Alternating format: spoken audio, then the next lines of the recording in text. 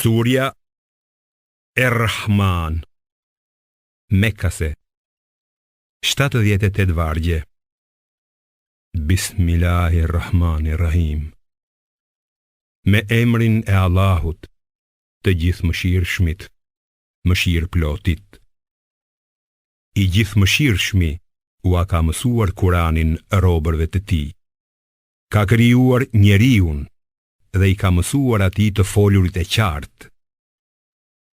Dielli dhe hëna ndjekin rrugën e caktuar. Bimët dhe pemët i përulen Allahut. Ai e ka ngritur qiellin lart dhe ka vënë balancën për çdo gjë, që ju të mos e shkelni atë. Prandaj, matni drejt e mos hani në peshë. Ai e ka bërë tokën për krijesat. Aty ka fruta të lloj-llojshme dhe palma hurmash me frutat si bistaqe.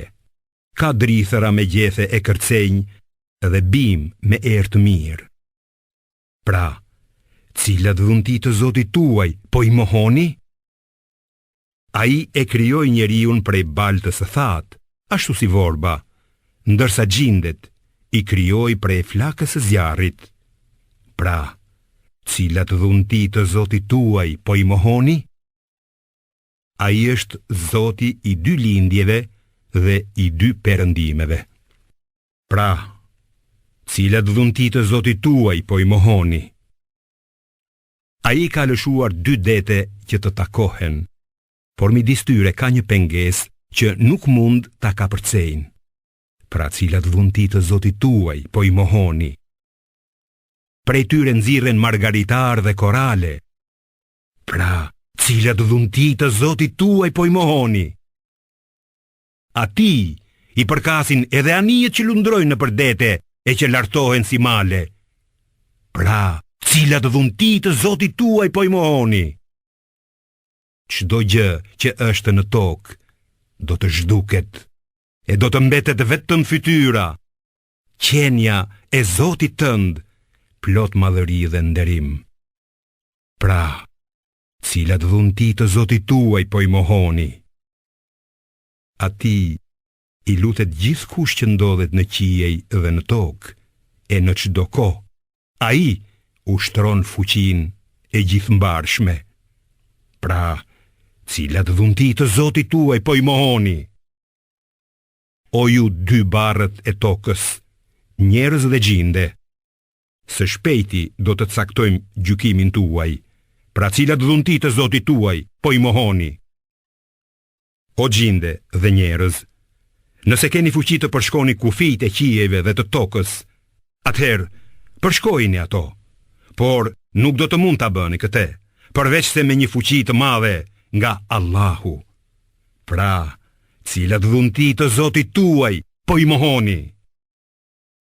Kundër jush do të dërgohen flakë zjarri dhe tungj i shkrirë, si dënim për mohimin e dhuntive të Allahut, dhe ju nuk do të mund të mbroheni. Pra, cilat dhunti të Zotit tuaj po i mohoni?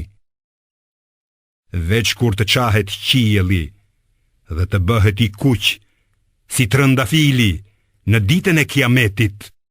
Pra, cilat dhunti të Zotit tuaj po i mohoni?